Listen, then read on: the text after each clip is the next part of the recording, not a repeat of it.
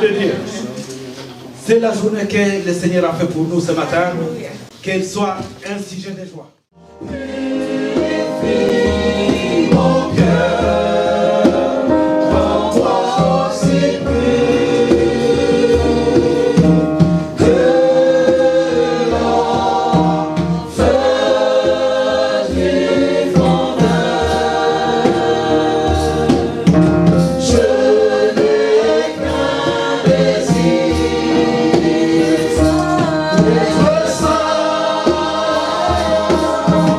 Yeah.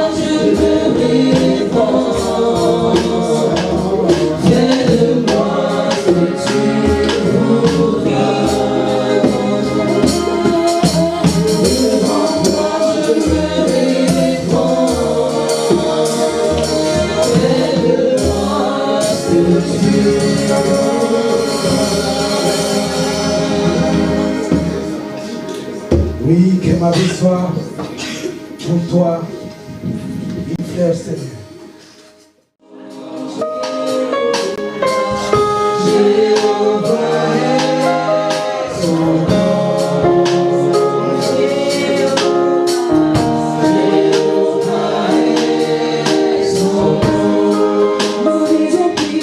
Yeah.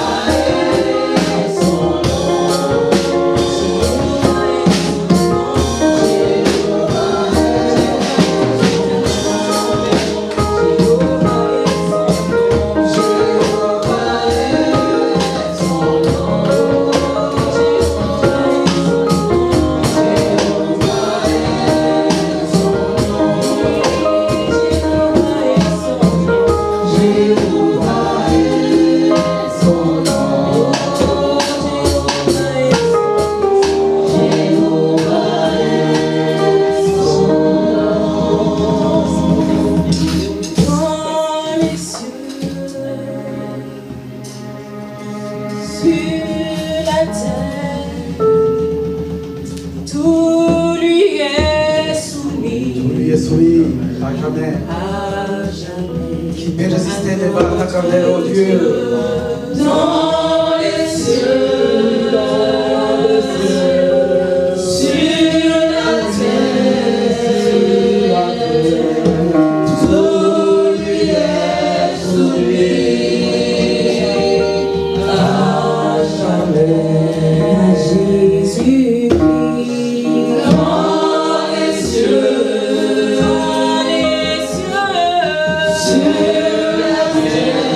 sur la terre, tout lui est soumis à jamais. Celui qui vit dans les cieux, sur la terre, tout lui est soumis à jamais. Dans les cieux, sur la terre, tout lui est soumis à jamais. Dans les cieux, sur la terre, tout lui est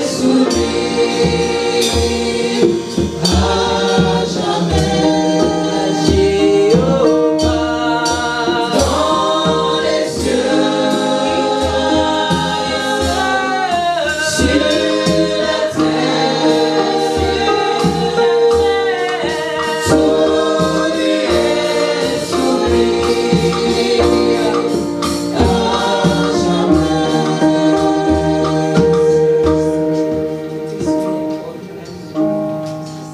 Alléluia, alléluia, alléluia. Alléluia. Qui est comme toi, Seigneur? Qui est comme toi, mon papa? Qui est comme toi, mon papa? Oh,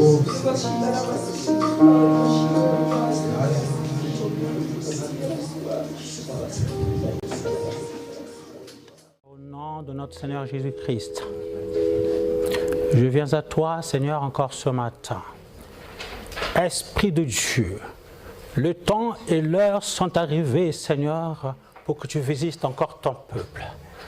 Seigneur, manifeste encore, mon Dieu, mon roi, Seigneur.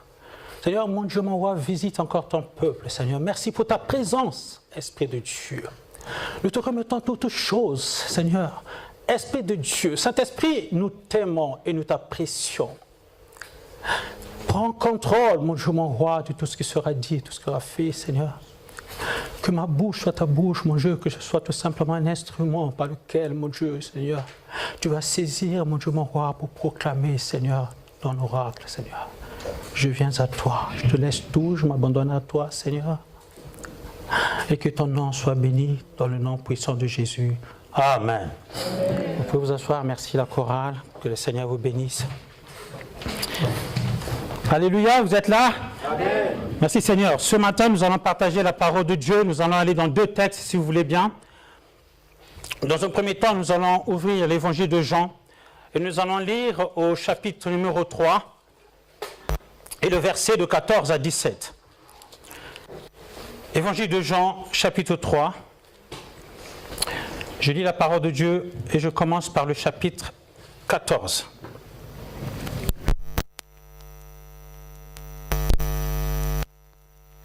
Il faut de même que le Fils de l'homme soit élevé, afin que quiconque croit en lui ait la vie éternelle. Car Dieu a tant aimé le monde qu'il a donné son Fils unique, afin que quiconque croit en lui ne périsse point, mais qu'il ait la vie éternelle. Dieu, en effet, n'a pas envoyé son Fils dans le monde pour qu'il juge le monde, mais pour que le monde soit sauvé par lui. Celui qui croit en lui n'est point jugé, mais celui qui ne croit pas est déjà jugé, parce qu'il n'a pas cru au nom du Fils unique de Dieu. Ça, c'est le premier texte que je lis et qui va justement partager notre prédication de matin. Et simultanément, nous allons aller dans Ésaïe, dernier livre d'Ésaïe, Ésaïe au chapitre 6, et je vais lire le verset 8. Je lis la parole de Dieu. J'entendis la voix du Seigneur disant, qui enverrai-je? et qui marchera pour nous. Je répondis, me voici, envoie-moi. Je relis la parole de Dieu, le verset 8. J'entendis la voix du Seigneur disant, qui enverrai-je et qui marchera pour nous? Je répondis, me voici, envoie-moi.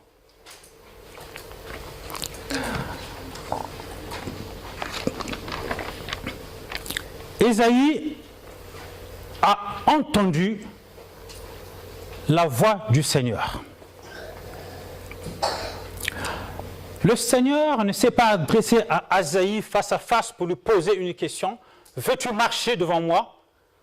Ou je peux t'envoyer? Mais Ésaïe a entendu la voix. Cette voix qui disait ceci, qui enverrai-je? Et qui marchera pour nous? Et Ésaïe a répondu, me voici, envoie-moi. Quand nous venons au Seigneur, il y a deux questions qui se posent. La première question qui peut se poser en nous quand nous nous convertissons, le Seigneur te demande, veux-tu que je puisse être ton sauveur et ton Seigneur? Et la deuxième question qui vient juste après, qui enverrai-je? Veux-tu me suivre? Veux-tu marcher pour moi? Et cette question est une question d'actualité qui se pose encore aujourd'hui. Qui enverrai-je et qui marchera pour nous? Alors ce matin, ma soeur, mon frère, veux-tu répondre à cette question? Ésaïe, lui, il a tout simplement entendu la voix et il n'a pas cherché midi à 14h. Quand il a entendu la voix, il a dit, me voici, envoie-moi. Me voici, envoie-moi.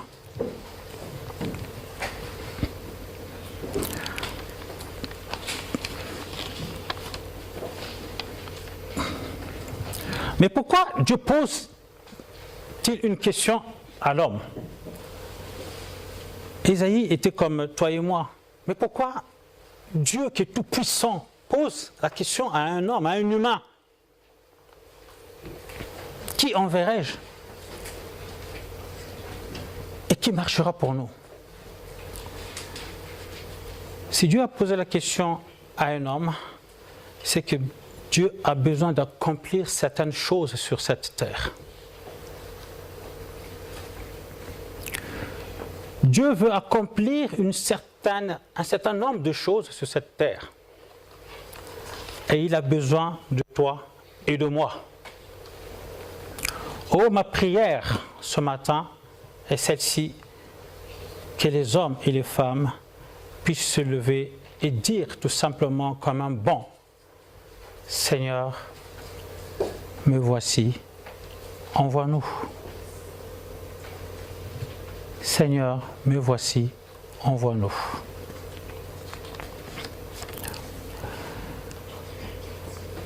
Seigneur, tu peux me faire confiance. Seigneur, tu peux m'envoyer. Je suis tout pour toi. Tu peux me faire confiance. Et je veux marcher avec toi. Qui enverrai-je pour annoncer l'évangile? Mon peuple périt par manque de connaissance. Il n'y a personne pour délivrer ce peuple. Alors j'ai besoin de toi. Que réponds-tu ce matin? La moisson est grande, mais il y a peu d'ouvriers.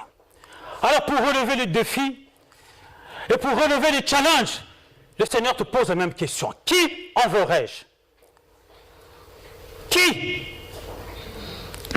peut venir pour aller parler à ce peuple, pour que je puisse sauver l'humanité, pour que je puisse délivrer les hommes, pour que je puisse délivrer les femmes? Veux-tu faire partie de ce challenge? Les hommes sont en train de partir en enfer. Les hommes sont en train de mourir.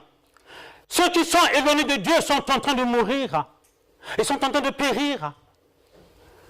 Et nous avons lu dans le premier texte que Dieu a tant aimé le monde, qu'il a donné son Fils unique, afin que quiconque croit en lui ne périsse point, mais qu'il ait la vie éternelle. Voilà, nous voyons le cœur de Dieu, l'amour de Dieu. Il veut que le monde ne périsse point. Alors il a donné ce qu'il avait de plus cher, son Fils unique. S'il avait 2 ou 3 fils, il pouvait dire je donne un, mais il en reste 2 ou 3. Mais il n'avait qu'un seul Fils unique. Alors il l'a sacrifié, il l'a donné au monde, afin que quiconque croit en lui ne périsse point, mais qu'il ait la vie éternelle. Alléluia. Voilà le cœur de Dieu. Le cœur de Dieu. Il l'aime tellement et qu'il a donné ce qu'il avait de plus cher. Dieu aime le monde. Dieu aime l'humanité, mon frère. Dieu aime sa créature. Dieu est attaché à l'homme. Frère, je suis venu te dire ce matin que Jésus t'aime. Que Jésus t'aime. Il t'aime tellement qu'il a donné son Fils unique. Et si tu crois en lui, la vie éternelle te sera accordée. Veux-tu dire de ta famille? Veux-tu dire de tous tes membres de famille? Veux-tu dire de tes meilleurs amis pareils? Veux-tu les abandonner, aller en enfer? Ou veux-tu te lever et dire trop c'est trop, maintenant il faut que je me lève et que ma bouche contribue à ce challenge de sauver l'humanité. Dieu a besoin de toi pour sauver ce monde. Dieu a besoin de toi et moi. Dieu cherche des ouvriers, car la moisson est grande. Dieu ne s'adresse pas aux païens, mais il s'adresse à toi et moi qui ont donné la vie à Jésus-Christ. Ou dans une autre version, notamment dans la version français courant, il est écrit ceci: qui vais-je envoyer et qui sera notre porte-parole? Dieu a besoin d'un porte-parole. Dieu a besoin d'un messager. Dieu a besoin de quelqu'un qui va porter sa parole. Dieu a besoin d'un homme, d'une femme qui va transporter son message et qui va le délivrer aux autres hommes. Ésaïe a répondu: me voici, envoie-moi. Notre problème d'aujourd'hui, c'est que nombreux n'entendent pas cet appel de Dieu. Nombreux n'entendent plus l'appel de Dieu. Ils n'entendent pas la voix de Dieu. Ésaïe a entendu. Mais nombreux ici-bas n'écoutent pas la voix de Dieu. Ils n'entendent pas. Et pourquoi ils n'entendent pas? Eh bien, il va y avoir 4 raisons principales. 4 raisons principales. La première raison, ça peut être celle-ci. Je m'occupe d'abord de mes affaires et Dieu, je verrai après. Nous sommes tellement distraits. Nous sommes tellement préoccupés à nos business, à nos affaires. Nous sommes tellement préoccupés, mon mariage, mon couple, mon travail, ma maison, ma ceci, mon cela. Et nous oublions l'appel de Dieu. Et nous ignorons. Et nous n'entendons même pas le cri de Dieu. Qui enverrai-je? Alors ce matin, veux-tu dire: Seigneur, je me suis longtemps endormi dans mes lorgnets. Seigneur, je suis prêt.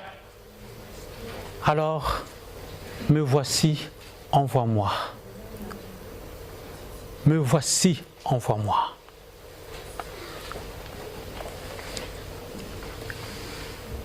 Es-tu préoccupé de tes affaires? Dieu ne change pas. Il est le même hier, aujourd'hui, éternellement. Mais il veut que toi, tu fasses une partition dans ce défi de l'humanité, de sauver l'humanité. Il veut que tu contribues à ce combat, ce bon combat de la foi, ce bon combat d'aller annoncer la parole de Dieu. Toi, tu vas tout simplement ouvrir la bouche et puis tu vas parler. Et le Seigneur va saisir de ta bouche pour que la prédication de la parole de Dieu puisse changer toute situation. pour que ton mari qui est incrédule puisse être saisi par la parole de Dieu. Cette parole qui change toute situation. Cette parole qui est la parole de Jésus-Christ. Cette parole qui est la parole de vie.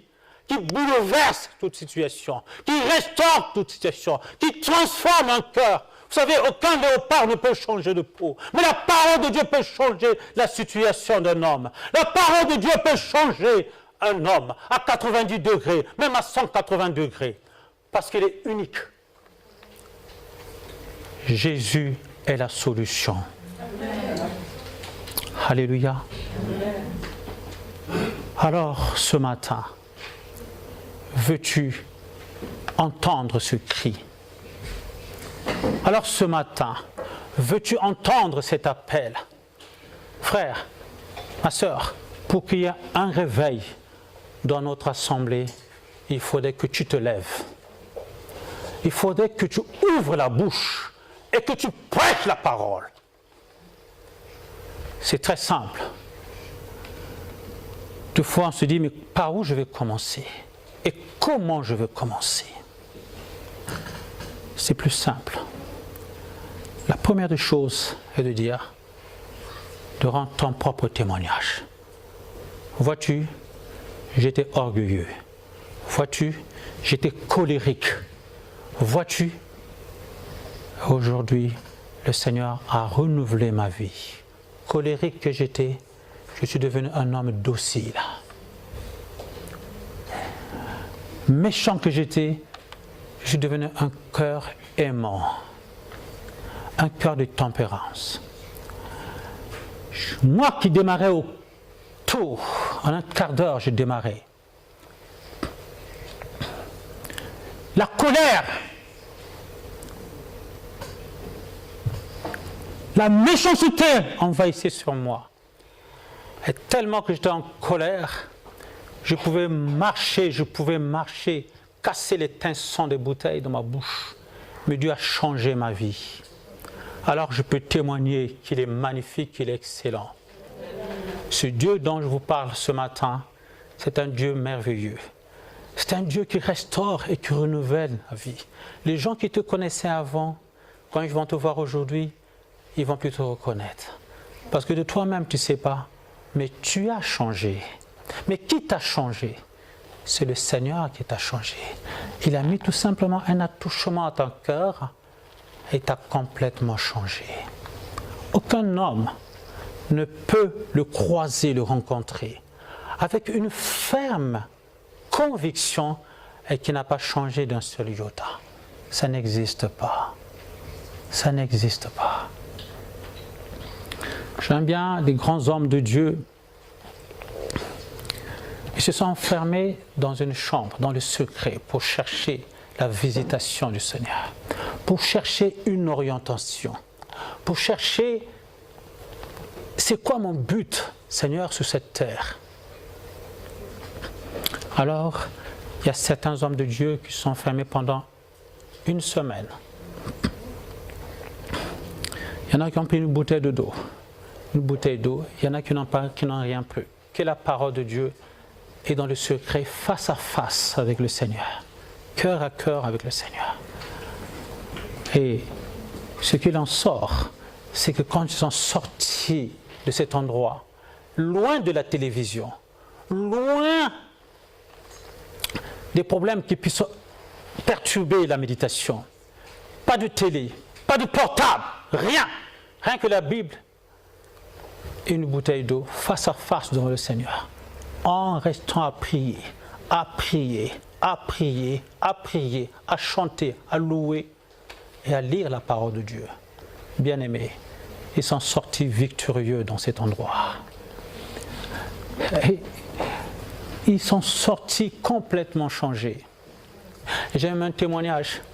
Il y a un homme de Dieu qui a dit, au début, ma femme avait du mal à comprendre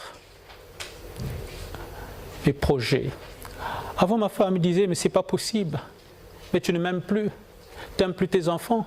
Comment tu peux t'isoler dans cette chambre et tu ne prends même plus soin de moi? Et tu ne demandes même pas les nouvelles de tes enfants? Mais quel genre de mari es-tu? Mais ce qui est heureux, quand le frère est sorti dans ce lieu, sa femme a trouvé un ange à son mari. Un ange. L'homme qu'il était avant, complètement différent de quand il est sorti de ce lieu. Pourquoi? Parce que Dieu sait tout et il nous connaît mieux que nous-mêmes. Et quand il t'isole, c'est pour te parler, c'est pour te formater, c'est pour te donner une orientation, c'est pour te dire, mon frère, ma soeur, je t'aime de tout mon cœur et voilà ce que je veux de toi. Et quand tu sortiras de là, tu te sentiras victorieux, en esprit, spirituellement tu te sentiras élevé et rien ne pourra t'ébranler. Ce n'est même pas les petites tracasseries de la vie. Ce n'est même pas un petit démon qui vient te dire, tu sais quoi, tu as perdu ton temps dans ce lieu. Je suis toujours là. Non, tu diras, arrière de moi, Satan. Dégage. Et même les hommes qui te connaissaient avant, ils vont voir à toi que quelque chose a changé. Je suis venu te dire ce matin que le Seigneur t'a placé peut-être dans ton entreprise, dans cette société où tu travailles. Ce n'est pas pour rien. C'est pour que tu puisses élucider tout le monde qui se trouve de là où tu travailles. Pour que tu puisses être un messager, puisses être un porte-parole. Et en fait, ton patron te dira, c'est bizarre. J'avais pas beaucoup de clients. Mon affaire a commencé à battre de l'aile. Mais depuis que tu es là, quelque chose a changé. Mais qu'est-ce que tu as en réalité? Mais qui tu es en réalité? Quel genre d'homme j'ai embauché? Quel genre de femme j'ai embauché? Elle dit, non, non. Je suis tout pour moi. J'ai quelque chose en moi. Je crois en celui qui m'a véhiculé dans ton entreprise. Et celui-là, il sait pourquoi il m'a amené ici. C'est pour que tu puisses comprendre qu'il y a un Dieu qui t'aime. Et si tu crois en lui, tes affaires marcheront de plus en plus. Ton chiffre d'affaires galopera. Ton bénéfice ne sera plus compté. Si tu comptes des petites miettes, ça sera des gros morceaux que tu vas compter. Voilà ce Dieu merveilleux dont je viens de te parler ce matin. Il ne change pas, il est le même hier, aujourd'hui, éternellement. Le tout. Nous avons cette responsabilité, mon frère. Maintenant que nous sommes sur terre, tu as deux choix. Dieu t'a donné la possibilité de choisir d'aller à gauche ou à droite. De choisir la voie de Dieu ou de ne pas choisir la voie de Dieu. De t'ignorer complètement ou de dire j'ai un but sur terre. Si le Seigneur m'a mis sur terre, c'est parce qu'il a un but en moi. C'est parce que j'ai quelque chose à opérer dans ce lieu. Oh, vous savez, les hommes politiques, ils sont là depuis des années. Et ils veulent encore chaque fois augmenter mandat sur mandat, mandat sur mandat, mandat sur mandat. Et quand vous regardez, vous faites le résumé, et quand vous regardez la sentence, et quand vous regardez le bilan, à la fin vous dites que c'est zéro, c'est nul. Alors nous ne pouvons pas compter sur les hommes politiques. Ils ne pouvons rien faire. Mais seul Dieu est capable de faire des choses. Seul le Seigneur est capable de transformer. Alors comptons sur celui-là, parce qu'il est grand, il est puissant et il nous aime tellement. La première raison que je disais en fin de compte, c'est celle-ci, qui dit que je compte d'abord mes affaires, j'ai le temps. Le temps viendra où je vais peut-être bassiner. Le temps viendra où je pourrai parler la parole de Dieu. Mais pour l'instant, je vais vivre ma vie. De si peu qu'il me reste de temps, je préfère profiter un peu de ma vie. Alors, je préfère manger, boire, m'évacuer à mes occupations. Et de toute façon, qu'est-ce que je laisserai à mes enfants? De toute façon, quel héritage je laisserai à mes enfants?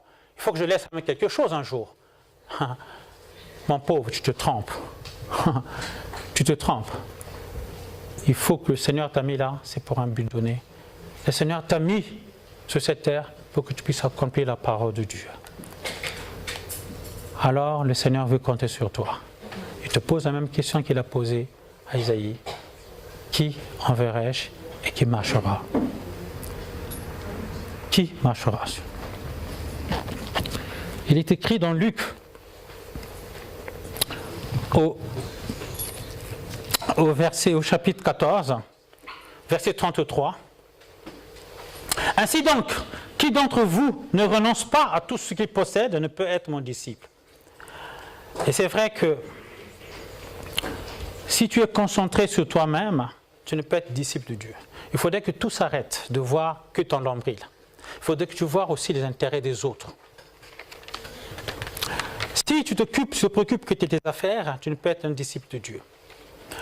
Pour entendre la paix de Dieu, tu dois renoncer à toi-même. Frères et sœurs, il y a une histoire qui s'inscrit.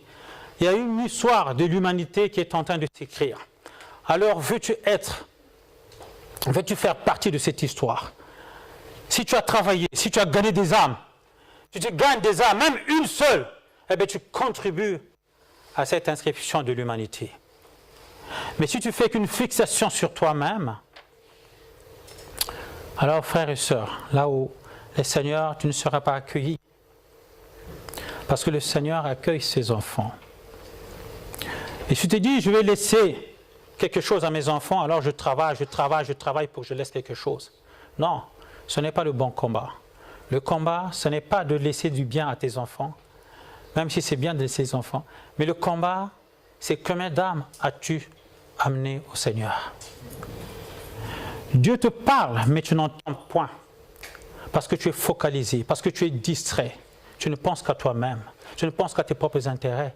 Mais Isaïe a entendu. Alors veux-tu entendre?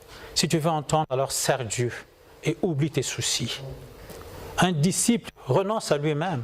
Alors ouvre la bouche et laisse Jésus parler en toi. La deuxième raison est celle-ci. Oh, Dieu est tellement trop puissant, il n'a pas besoin de moi. Non, il a besoin de l'homme. Pourquoi? Parce que dans le psaume 115, au verset 16, il est écrit ceci: les cieux sont les cieux de l'Éternel, mais il a donné la terre au Fils de l'homme. Alors, et même Dieu, quand il a fini sa création, il a donné la domination de la terre à l'homme. Quand Dieu va sauver l'humanité, il se prend un corps dont il se fait homme. Il devient Jésus pour sauver.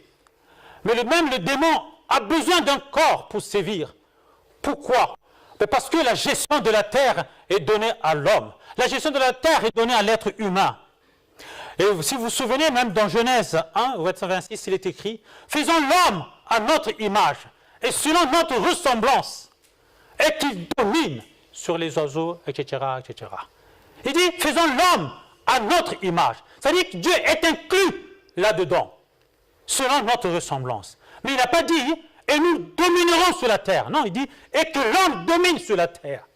Alors, Dieu a besoin de toi. Dieu a besoin de l'homme. Dieu a besoin de l'homme pour toucher un autre homme, pour sauver l'humanité. Alors, veux-tu t'inscrire? Veux-tu faire une partition? Veux-tu faire partie de ce défi? Veux-tu faire partie de ce challenge de sauver l'humanité, de sauver ton meilleur ami, de sauver tout ce que personne que tu aimes?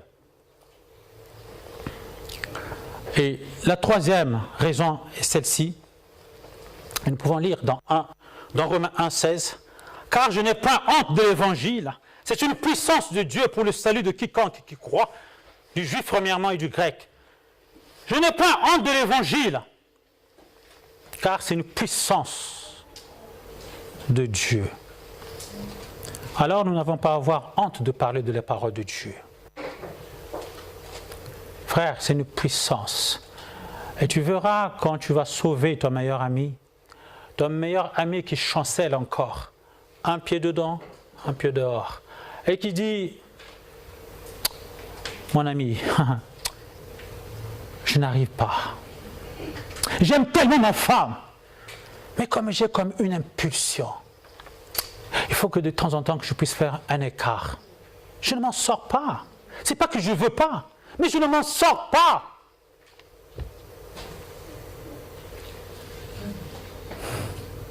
Mon ami, j'aime tellement changer. Je n'arrive pas à abandonner le tabac. Et pourtant, j'ai fait des efforts. Et pourtant, j'ai visité des grands médecins. Et pourtant, j'ai fait telle comment ça s'appelle? Telle recette. J'ai fait telle cure. Mais je n'arrive pas à m'en sortir.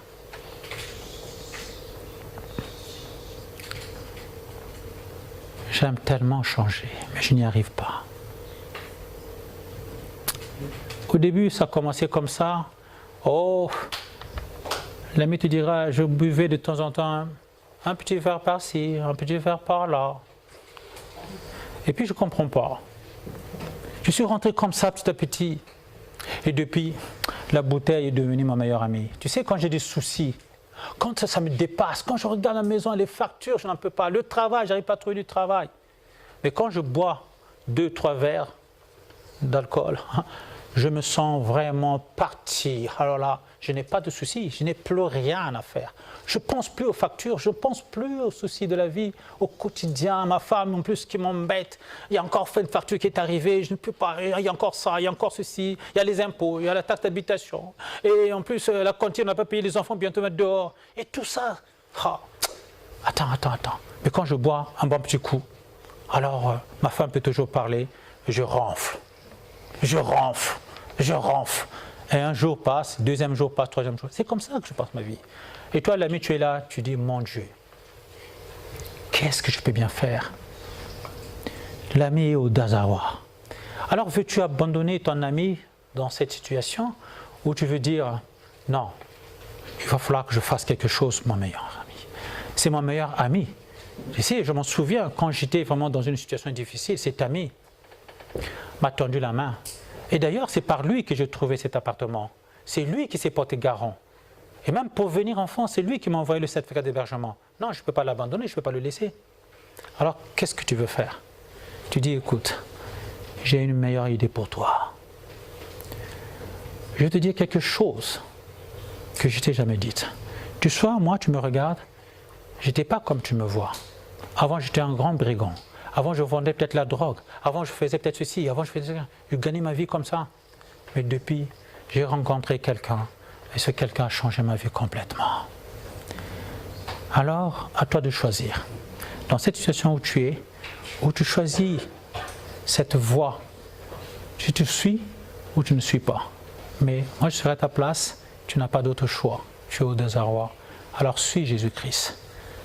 Alors, veux-tu l'accepter comme Seigneur Sauveur? Invite-lui dans ta vie et tu verras combien tu changeras.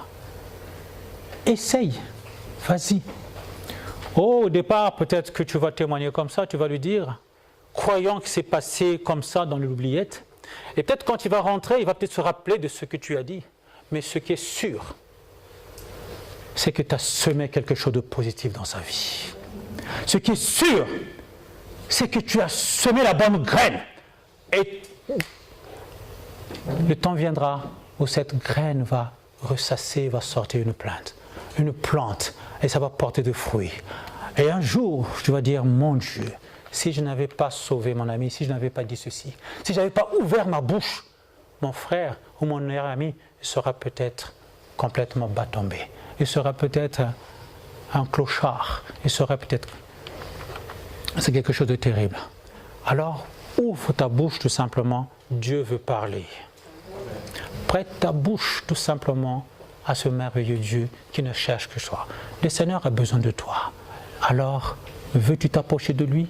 Veux-tu marcher avec lui? Faisons l'homme à notre image. Le Seigneur est inclus dedans. Mais la domination de la terre, la gestion de la terre, tout ce qui est de la juridiction de la terre, il a laissé à l'homme. À toi de dire des choses, à toi de faire quelque chose. Le Seigneur, il est le même. Il te dit aujourd'hui, veux-tu être mon porte-parole? Veux-tu être un messager? Le réveil passera par toi. Pourquoi? Parce que tu vas parler de la magnificence de la parole de Dieu. Tu vas chercher de la magnificence de la présence de Dieu. Et le Seigneur, le Saint-Esprit se saisira de cette parole. Il va semer en tout un chacun, à la personne que tu vas croiser, que ce soit au marché, que ce soit dans le train, que ce soit chez toi, que ce soit n'importe où. N'aie pas honte de l'Évangile. Proclame, prêche, prêche, prêche, prêche, prêche, prêche, prie, prêche. C'est tout ce que tu as à faire. Ce n'est pas toi qui vas faire la conversion, mais le Seigneur va te saisir de ta bouche pour accomplir des grandes choses. Amen. Alléluia. Amen. Que le Seigneur soit béni. Alléluia. Alors, j'en étais à la troisième raison, ou la deuxième raison, je ne me rappelle même plus. La troisième, la deuxième? La troisième raison. Alors, la quatrième raison, ça serait celle-ci. Oh, parce que la personne, justement, n'a pas compris que de l'autre côté, il y a quelque chose. Il y a un autre monde. Oh, un jour nous naissons, mais un jour nous mourrons. C'est vrai que Nous sommes encore jeunes et la mort, nous y prêtons pas tellement. C'est plutôt oui, peut-être ça viendra. Mon frère, l'enfer, oui, il y a un enfer, oui, mais bon, oh, ouais, il y a l'enfer, oui, peut-être, ouais, mais bon, mais oui, c'est vrai, oui. Le paradis, oh, ouais, mais bon, oui, je sais, oui, mais de toute façon, moi je fais que du bien, de toute façon. Voilà, j'aime ma femme, j'aime mes hommes, j'aime tout le monde, quoi. Bon, je ne fais pas du mal, en fait. Oui, c'est vrai. Alors, beaucoup de gens vivent dans le péché. De toute façon, il pêche et il dit, de toute façon, même si je pêche, après je vais demander pardon au Seigneur, et puis c'est bon. Frère, Dieu t'a donné les possibilités pour que tu puisses sauver l'humanité. Et l'enfer existe.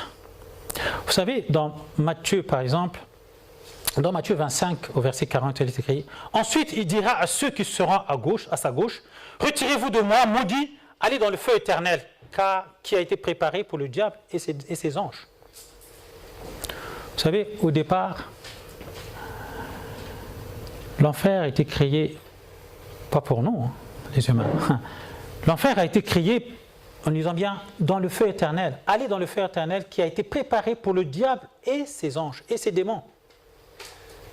En réalité, l'enfer était destiné au diable et à ses démons. Mais Dieu a eu un problème avec le diable, justement, et il a préparé ce lieu. Mais malheureusement, de l'heure d'aujourd'hui, beaucoup d'hommes suivent ce lieu de l'enfer. Et quelle que soit la folie que tu peux manifester, si tu as conscience qu'il y a un enfer, je pense que ton envie te quittera tout de suite. Mais c'est parce que le peuple de Dieu n'a pas tellement plus confiance à l'enfer. Et ils croient que de toute façon, quoi qu'il en soit, non, c'est pas quoi qu'il en soit. L'enfer existe, mes bien-aimés. L'enfer existe. Donc, si tu as envie de pécher et que tu es conscient qu'il y a un enfer, je crois que tu t'arrêtes net. Je te dis non, le péché est du diable. Non, je n'ai pas envie de pécher. Tu vas résister au péché. Et c'est vrai que le péché a un impact, a une puissance, a quelque chose. Les gens qui fument, les gens ils savent comment ils sont déroutés par le diable. Même des fois, ils veulent, mais ils sont impactés, machin, et ils trébuchent, et voilà. J'aime tellement, mais je retombe dessus, j'essaie de faire un effort, mais je replonge. Non, si, mon frère, tu es conscient que l'enfer existe, et que tu pêches le péché du diable, et je risque d'aller en enfer, si tu es conscient de ça, quelque chose te freinera net. Tu te diras, non, j'arrête. Je vais hériter le ciel et non l'enfer. Et tu diras à ton ami, écoute, ce que tu fais, c'est pas bien. Tu le regardes en face, tu lui diras, non, ce que tu fais, ça s'appelle péché. Alors arrête-toi de pécher. Sinon, tu iras en enfer. Et si les gens ont conscience en enfer, je pense qu'ils ne feront pas de choses. Je pense qu'ils ne vont pas dribbler, ils ne vont pas fomenter des choses, des malversations, ils ne vont pas fomenter de dire « Oh non, mais attends, Dieu me comprendra, Dieu comprendra ma situation, de toute façon, je n'ai pas de travail, donc je ne peux que tricher, je ne peux que falsifier la carte bleue, je ne peux que faire ceci, je ne peux que faire ceci. Dieu comprendra. » Non, Dieu ne comprend pas. Parce que l'enfer existe. Alors, veux-tu aller droit en enfer ou tu veux dire « Non, je vais être conscient ». Et que je puisse aller rencontrer mon Seigneur et dire, non, mon frère, ma soeur, mon frère, tu as bien aimé, mon serviteur t'a bien travaillé, rentre dans la félicité. Nous avons un choix à faire. Nous avons cette possibilité. Nous avons une responsabilité, mon frère. Ma soeur, tu as une responsabilité. Choisir ou le bien ou le mal. Choisir quelle voie tu veux choisir. Dans quel sentier. Large est le champ qui amène à la perdition. Étroit est le chemin qui amène à la voie du Seigneur. Alors tu as envie de choisir. La responsabilité t'incombe. À toi de choisir, mes bien-aimés. Et je ne voulais pas être lent, je ne voulais pas être m'arrêter. Il y a d'autres versets que je voulais détailler, mais le temps presse. La pandémie exige, la crise sanitaire existe. Alors nous allons nous arrêter à là. Que le Seigneur soit béni et que la révélation du Seigneur vous poursuive de tout ce que j'allais dire encore ce matin. Que le Seigneur soit béni. Alors je voulais prier pour la fin. Tendre Père, tu as encore manifesté encore ton amour encore ce matin. Tendre Père, mon Dieu, mon roi, tu nous aimes tellement. Et tu nous as dit, Papa, que tu as donné, Seigneur, ton Fils unique, afin que quiconque croit en lui ne périsse point, mais connaisse la vie éternelle. Seigneur, de nous-mêmes, nous n'arriverons pas. Saint-Esprit, aide-nous, Papa, Seigneur, à pouvoir avoir l'audace de parler de toi, à pouvoir saisir nos bouches. Seigneur mon Dieu, nous voulons, Seigneur, arrêter les futilités. À chaque occasion que tu nous donnes, Papa, Seigneur Jésus, donne-nous un petit moment, Seigneur, où nous allons parler de toi, où nous allons parler, mon Dieu, de ce que tu es venu faire sur cette terre, de ce que tu as pris le corps humain afin de sauver l'homme. Seigneur, nous voulons faire partie de ce challenge de sauver l'humanité. Alors, Seigneur, nous voici, prends-nous. Nous voulons marcher avec toi, Seigneur Jésus. Utilise-nous et que nous soyons des serviteurs à ton bon service, Seigneur. Que toute la gloire vienne à toi dans le nom puissant de Jésus. Amen.